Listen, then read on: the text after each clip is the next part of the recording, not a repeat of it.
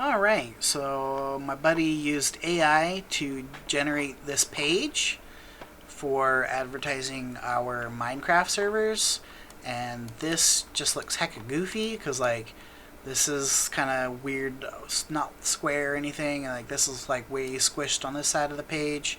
This one's like really wide and like really, I mean, this looks alright here, but like this could be improved.